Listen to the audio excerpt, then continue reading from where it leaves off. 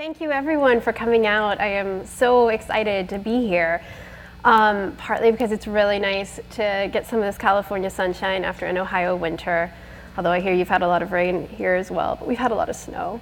But also because being here at Livermore in particular feels kind of wonderful and significant for my book, because now you've all got a copy in your hand, so I hope you'll read it and find that one of the main characters, Sam, is a physicist from Berkeley who worked with Ernest Lawrence, and I sort of feel like I brought Sam home being here. So it's also great to be here for Women's History Month, which is near and dear to my heart. Obviously I love history, or I wouldn't spend my time writing historical fiction. And I love women's history. I do have a slight issue with Women's History Month, in that I don't think we should only have 1/12 of the year dedicated to women's history. I think all history is women's history. Thank you. So, however, we're not often taught it that way. And that wasn't how I was taught it. You know, as I came to this project, well, even before I came to decide to write this book, there was a certain way that I had learned about World War II and the Manhattan Project specifically. And you know, it involved the great men, the scientists who created the bomb, like Oppenheimer and Lawrence, and you know, all the others, Fermi, Compton, the military aspect, the generals, the battles, the boys fighting overseas, of course, the politicians, Churchill and Roosevelt and Hitler and Stalin and all the major players, all the men. But as a young girl learning that history, I did always wonder what was everyone else doing? What were all the women up to? So that is part of why I became interested in this story. And of course, there is another way to look at the history of the building and creating of the first atomic bomb that does focus more on the women involved. One way to start the story is to go all the way back to Marie Curie, developing the theory of radioactivity. And then another important moment in the development of the bomb was in 1938, when Lisa Meitner was part of the team that first identified nuclear fission. But still, women like Meitner and Curie are outliers, of course, because most women did not have the opportunities to get the sort of education they did, or pursue careers of that nature. So that still left me with the question, you know, what were the rest of the women up to? But that is, you know, just because we don't learn about those women in the history books doesn't mean that they weren't an important part of the history. So that's really how the sort of background that drew me into the story of Oak Ridge. It really started with wanting to learn about all the young women that worked there. So I'll tell you a little bit about the history of Oak Ridge, and then I'll tell you about how I came to write this book about it. The Atomic City Girls, it's set in a very short time period during World War II, as in the final years of the war, as the nuclear bomb project was really coming to completion. And set entirely in Oak Ridge, Tennessee, where they enriched the uranium for the bomb. The majority of the women working in the Manhattan Project worked there in Oak Ridge, and they worked in the plants. The story really begins, again, if you wanted to get to the roots of the Manhattan Project, in 1938, in this moment when fission becomes possible, and the physics community realizes the potential, and also, you know, realizes this discovery has been made in Germany, and obviously other things are going on in 1938 in Germany that give physicists in the US and Britain pause. So immediately there's this idea that we're potentially in a race with the Nazis to create a bomb. Roosevelt was aware of this. He was made aware, of course, famously by a letter from Albert Einstein that Leo Szilard had convinced him to write to let the president know about this potential for creating an atomic bomb and what it could possibly mean if Hitler achieved it. So one of the first acts in January of 1942, after the US entered the war, one of the first acts that President Roosevelt undertook was to authorize the production of a bomb in a project that of course became known as the Manhattan Project. And again, one of the first things the scientists running the project knew they would need is a lot of enriched uranium. And that was where Oak Ridge came into the picture. They needed a place to build 4 pilot plants to try to produce enriched uranium. They didn't know what the best way to do it was going to be at that point. So, it was just going to be an experiment on a massive scale.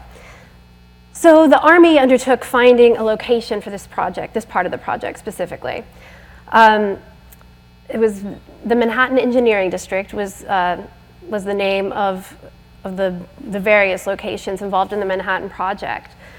And when they were looking for a spot for the uranium production, they had a few criteria they were looking for. They wanted to have good access to electricity. They wanted to have good access to railroads. They wanted it to be isolated. So the area of Oak Ridge, it definitely met the first 2 criteria because Oak Ridge was surrounded by projects, dams that had been created by the Tennessee Valley Authority just in the decade previous during the New Deal projects. So there was a lot of new sources of electricity. There were railroads going in both directions coming in and out of nearby Knoxville. But Knoxville kind of leads me to that 3rd criteria where it was a little less good in meeting. The idea of it being isolated was kind of dubious because it is only 30 miles from Knoxville. And 3,000 people actually lived in the area that became a part of this Manhattan Engineering District. So they were all displaced. And the Army was trying to move with incredible speed to create these plants. So in some cases, people came home one afternoon with a notice tacked to a tree in their yard that said they had to move out in as little as 2 weeks, sell their property to the government at a pretty non-negotiable price, and that's it. Your home is no longer your home. So that was a real hardship. The other thing the Army liked about Oak Ridge was that it gets its name from the ridges. It's in the Appalachian foothills, and it lies in between 2 long, low ridges. And the idea was that if there was a disaster, hopefully those ridges would help contain it. But this photo is pretty unusual because most people did not have the resources to actually move their houses out. Most people just had to sell all their belongings. It was mostly farmers, so it's not just selling your land and your house to the government for a non-negotiable rate, but also getting rid of all of your cattle, for instance, losing all your crops that are in the ground that are your livelihood. So I like to not forget those people that were sort of the first to sacrifice for the Manhattan Project. The good news for locals was that, of course, this was going to be a big economic boom to the area, and lots of jobs were being created. This kind of shows you how rural things were when the Army got there. Immediately, one of the first projects they had to undertake was to build a bridge over this river, where this was how you got across in 1942. And yeah, everything had to be built from the ground up. So that's what it looked like in 1942, little ferries taking your cars across the river. By the height of the Manhattan Project in 1945, 75,000 people were living within Oak Ridge, and an additional 30,000 were commuting in to work in the plants and in the other facilities. So, as you can imagine, this is just a massive construction project. It created a lot of mud through the whole war. That's one of the main themes that you find when you read people's recollections of Oak Ridge during the war, is that there was a lot of mud because everything was constantly under construction and it stayed muddy the whole time. This is the construction of the Y12 plant, where they use the electromagnetic separation method for enriching the uranium. And here they are creating the racetracks for that plant. There would be eventually 4 plants for uranium enrichment and an additional pilot plutonium production facility that would be created on a larger scale in Hanford, Washington. This is Y12 when it was finished a year later, less than a year later. The employees at Y12 would be majority female. mostly coming from the local population. About 50% had a high school diploma, the others did not even have that much education. The war offered a lot of opportunities for women for employment, but not always, respect didn't always go along with that. They had the opportunities to work, but not get the kind of respect that would go along for men in the same position. They were often paid less than men in the same positions, not promoted. There are stories of women who did have some education and came to work on the project who would be hired, and then they would have to train men with less education to sort of be their supervisors. And there was always the knowledge that as soon as the war was over, their positions would be expected to either go away because the war effort would be ending, or to go to the men who were returning. Beyond building the plants, of course, the Army had to build housing for everyone, who was all those 75,000 people. And so they built different sorts of housing. They lots of little trailers, and they had sort of 6 different models of temporary houses they built that each sort of expanded on the one before it to become slightly bigger for larger families. None of it was built to last. It was only built to last for a matter of years, however long it would take to build the bomb. The kind of worst housing was called hutments. Those are the ones right in front, which was really just a plywood shack, just 4 walls with a wood-burning stove in the middle. A lot, of course, people came who had families, so there had to be schools built, accommodations for children. And there were always reminders around that if you didn't like the sort of rough accommodations, it could be a lot worse. Propaganda was everywhere. It's one of my favorite things. I love looking at the old Army propaganda from the war. Lots of reminders of the importance of the work everyone was doing, how vital it was to the war effort, and of course how much secrecy was important. Of course, everything was top secret. Oak Ridge did get the nickname the Secret City pretty early on. It was a sort of open secret, if you know what I mean, because 75,000 people can't go to work in a place, and an additional 30,000 commuting in, and people in their surrounding area not knowing that something's going on there. But nobody knew quite what was going on there. Buses would come in and out of Knoxville constantly, but they didn't have labels. It was just a blank bus. You just had to kind of know that's the bus you get on to go to Oak Ridge. If you knew, you knew, and if you didn't, you didn't. But like I say, everyone in the local community did know something was happening there, and that if you wanted a good paying job, that was a good place to go. The Army also had to, of course, create all the facilities for life, like shopping centers, pharmacies. There's a lot of complaints in people's recollections about constant lines being an issue, that there was just never enough of anything, particularly cigarettes, because of course it was the 40s and everybody smoked, and lines were a way of life. This is the butcher shop where, because of rationing, they often had no meat. The Army even built religious institutions. This was called the Chapel on the Hill, and it rotated amongst denominations. And so like every hour on Sunday, like 1 hour the Presbyterians would come in, and then an hour later the Methodists would come in, and then an hour later the Catholics, all day long. Because the bulk of the people coming to work here, especially the women, were young, and there were also a lot of soldiers, they were also sure to create a lot of extracurricular activities, so to speak, a lot of places where people could blow off steam, because they wanted people to work very long, demanding shifts, like 10 hours a day, but then be able to relax afterwards. So there were roller rinks, there were cinemas, there were lots of dances every night. Everything, all the stuff was free as well. And they went around the clock, because people were working on shifts around the clock, so your leisure time came at different times a day. One thing that was interesting and sort of surprising as I did my research and read all these interviews with people was that a lot of the young women's memories of working there were very joyous. They had a lot of fun, because a lot of them were from very rural communities where they probably didn't even know that many other people their age, and to suddenly be surrounded by thousands of other people their age and getting to go to the roller rink every night, they were having the time of their lives.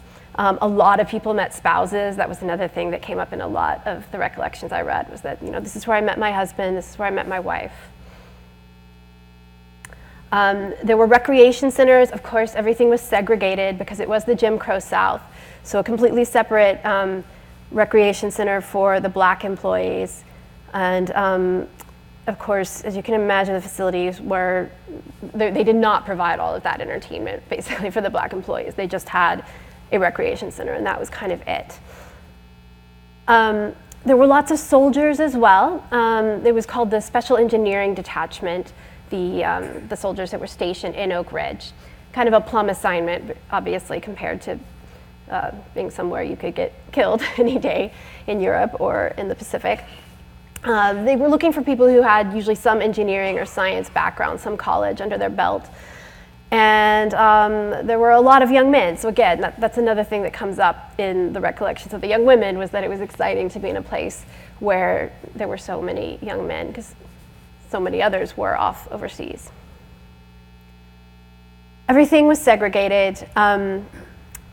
Because when the Army came in and decided to create Oak Ridge in Tennessee, they basically just decided to make no effort to confront the local Jim Crow laws and customs. So they built everything to be completely segregated. The bulk of the construction workers were black, and they were housed in a separate area from the white workers. All of their facilities were separate. It was, of course, the sort of worst part of land, the lowest part of the land. It was very swampy, lots of mosquitoes in the summer. Black workers, the only accommodation available to them was these hutments, which was pretty miserable. They didn't have proper windows, just sort of a plywood board that you could either open or close. So you can imagine it was very hot in summer, mosquito-y, very cold in winter. They had one coal-burning stove in the middle to keep them warm. They also segregated within the black community. For some reason, they didn't allow couples to live together, men and women to live together. They just thought it would be easier to keep them separate, which of course caused a lot of discomfort and unhappiness in the black community if you couldn't live with your spouse. And they had strict curfews, so you couldn't even visit after a certain time of day. There was effort to change all of these negative aspects of life in Oak Ridge for the black community. An organization was created called the Colored Camp Council, which was constantly petitioning the Army to have better accommodation, to let men and women live together, to fix the constant problems with buses, which, as we know from other places in the South, was like a hot point of conflict between black and white workers, where it was just assumed that whites got priority on the buses. And they did have some success, the Colored Camp Council. There was, there were a lot of white workers in Oak Ridge too who were kind of horrified by the way things had been set up, because they had come from other parts of the country where there would be, less overt discrimination than people in the South were used to at that time. Of course, eventually the war ended. And everyone finally found out what they'd been working on.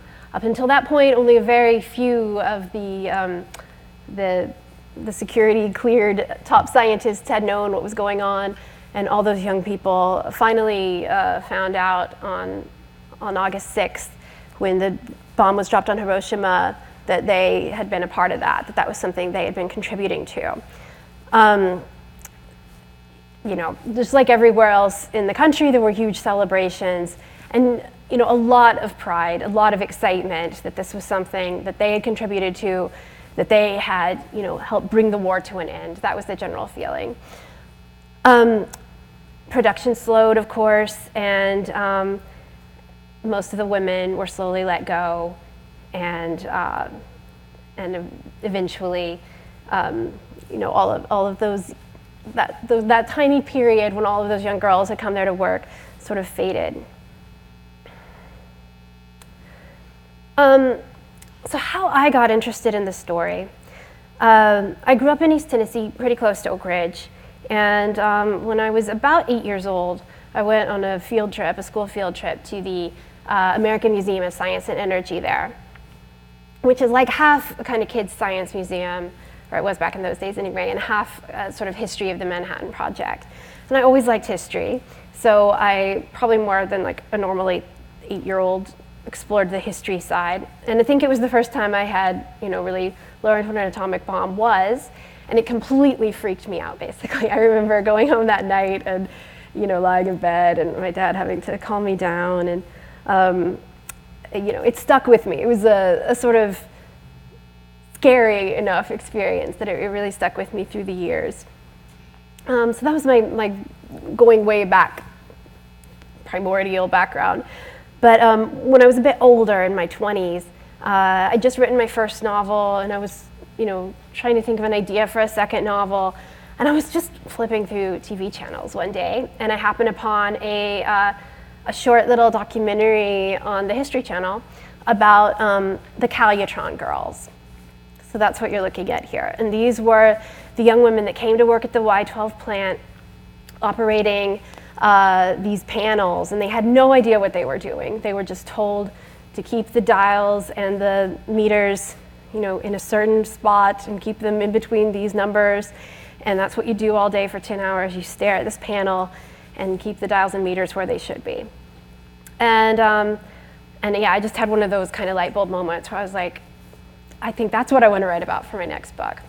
I love history, so it was just a joy to suddenly have this thing to get to spend, a good 6 months or so digging into and researching.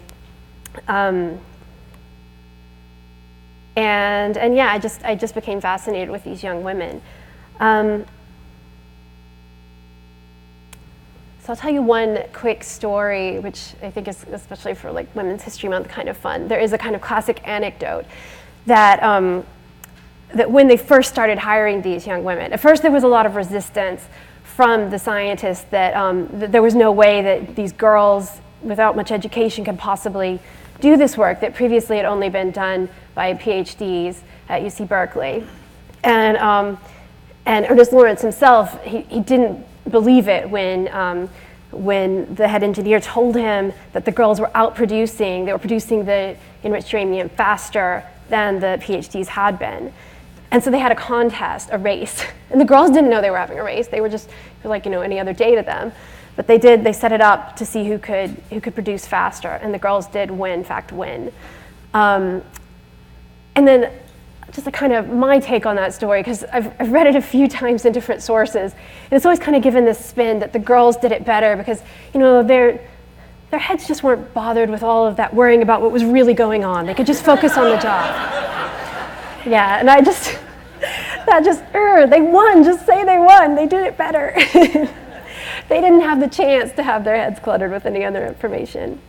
Because these girls were mostly coming from really, really like rural backgrounds, coming from East Tennessee. And I can say this because it's my people, they were like hillbilly girls, They were lucky if they lived in a place where they could get a proper high school education, let alone like my grandmother who grew up outside of Knoxville and was about this age and was, these things you don't find out until you're older and actually talk to your older relatives.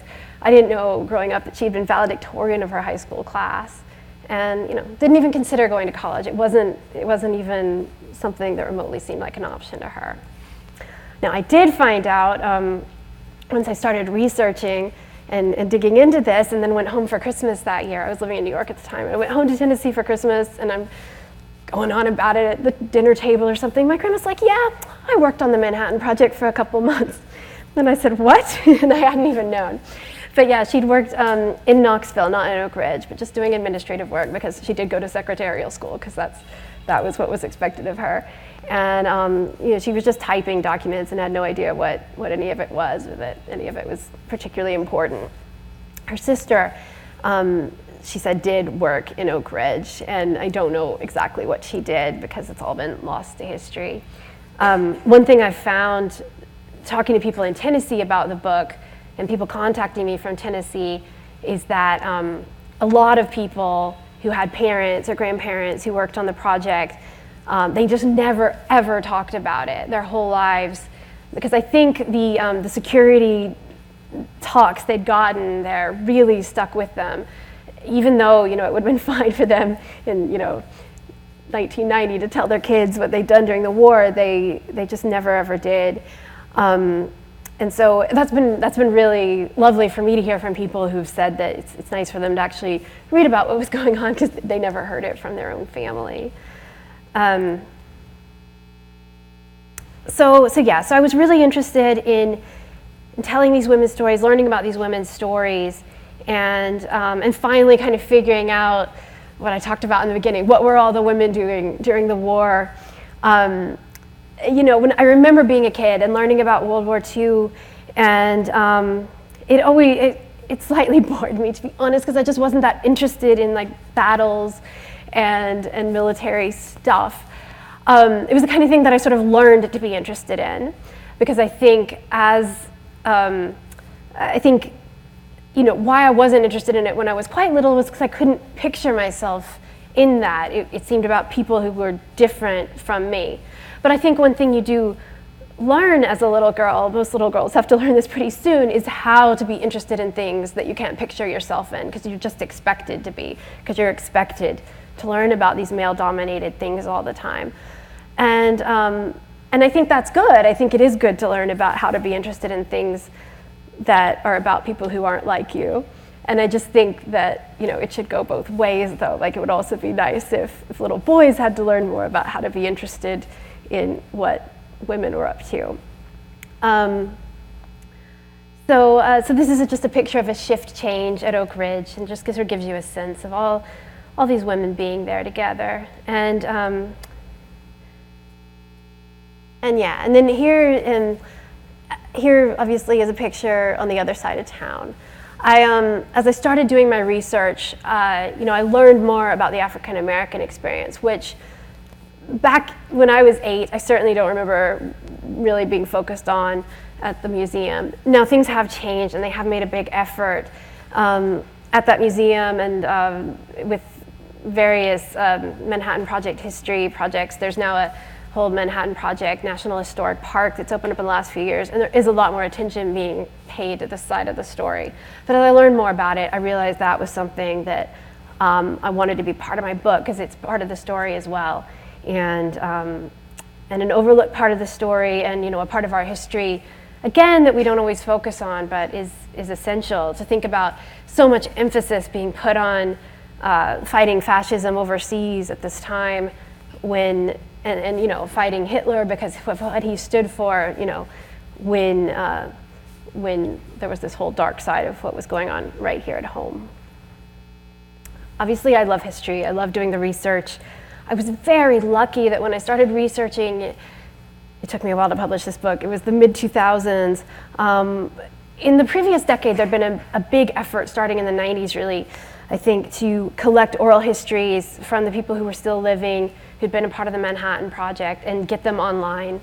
So that was really getting going as I was getting into my research. So there was just this, amazing resource right there on the internet that was always being constantly added to, because there's nothing for a writer to be able to read people's own words about their experiences. Nothing can beat that, because you get these amazing little details, just things that I could never sort of dream up, and the things you don't get in like official academic histories, which are very useful, and I did read as well. But just hearing people, what people remember, that sort of human element, hearing about how much fun so many of the people remembered having at dances and things, that's not always the kind of thing you get in the official histories. Another wonderful resource is all these photos I've been showing you. And this is one thing I feel the worst about the physical book that's come out, is that I take responsibility, because I didn't notice in the proofing that the photographer's name is not put in the credit under the photos. It just says Department of Energy, I think. And I really want to give full credit to Ed Westcott, so I always try to say his name when I'm talking to people. Ed Westcott took all of these photos. He was hired by the Army to be the official Oak Ridge photographer, and he worked there for many years after as well, still taking photos. And they are all available and in the public domain now on the Department of Energy Flickr site. But But yeah, they're just an amazing resource as well. And I think he did a great job of taking, like something like this, which was probably, I imagine, a bit staged, but then also just really casual, interesting pictures of people going about their business. So yeah, sorry, Ed, that I didn't give you credit. So I knew the book would focus on a young woman, that I wanted one of those kind of Calutron girls to be my central character. So I started with the character of June. She was sort of the first one I came up with. She's the main character. Again, a local girl who's come to work on this project, doesn't know what any of it means. But I also knew that I always wanted her to be a really deeply curious person who would want to know more. And most people weren't like that. I'm sure most people didn't try to find out what they were working on in any way, but for the reader, I thought it'd be a little bit boring if she spends the whole time not knowing what's happening. So for her to find out that truth, I sort of came up with the idea of this character of Sam, the physicist who worked with Ernest Lawrence and has come to work in Y12, and she develops a relationship with him, and then he tells her what's actually going on and his own personal moral qualms about what they're doing. And then, like I say, through my research, I knew I also wanted to capture the Black experience. So I've got 2 more characters that I created, Joe and Ralph, who come from working as sharecroppers in Alabama to make more money doing construction in Oak Ridge. And then sort of their struggles with the discrimination and just, being in a completely new environment, much like for June, well, for everyone, because nowhere in the world was really like Oak Ridge at that time. It was a pretty unique place. So for everyone, it was being in a whole new world. But particularly for people like June or Joe, who've come from very, very rural environments, living on farms, to suddenly be part of, this biggest construction project in history. Okay, so I thought I would just read you a little bit from the book, and then I'll take some questions. But let me see. In honor of women's history, I'll read you a little bit from the very first chapter when June has arrived in Oak Ridge. And this, I did take this from my research, about what really went on when girls were coming to take these jobs. They got a specific kind of woman-themed talking to before they started. So without further ado, I'll just read to you from that. All right. When June was done, she wandered back to the bullpen and found the room for the next training lecture, Young Woman's Guide to Oak Ridge. A lumpy woman in her 50s sat at the front of the room wearing black framed glasses and a shapeless brown dress. Gray curls formed an orb around her head. She opened a large handbag and took out a pile of pamphlets, which she began passing around the room. The pamphlet was called Between Us Girls and the Gatepost. June opened it and saw a drawing of a pretty young girl sitting at a desk. A man stood over her as though trying to get her attention, but she was engrossed in typing. "My name is Mrs. Ransom," announced the woman in a honeyed voice. "I'd like to welcome all you young ladies to Oak Ridge. I'm going to tell you about working here, woman to woman. For how many of y'all is this your first job?" June raised her hand, as did most of the girls. "You're going to have a wonderful time working here, I guarantee, but you will have to work hard, and there is some advice I want to give you about the workplace." She said it as though she were just a good-natured woman who went around dispensing free advice to younger ladies. "The first thing we're going to talk about, which I'm sure is on all your minds, is what to wear." This wasn't on June's mind at all. She never had much choice in what she wore. She was usually in dresses she'd sewn herself from whatever fabric was available or hand-me-downs. "The word I want you all to keep in mind is decorum. Don't wear too much makeup. Don't wear dresses that are too short. Don't expose your midriff." She put her hand across her own midriff to demonstrate, and June had a horrible, unbidden image of what it would look like bare. "Imagine your mother is here to keep an eye on you, and don't wear anything she wouldn't find appropriate." Her voice was losing its sweetness. "You will be working around a lot of men, remember, and you don't want to distract them. Don't flirt on the job. There will be dances where you can have fun. Save your flirting for then. You have a responsibility to our boys overseas to work as hard as you can and not do anything to keep the men around you from working hard too.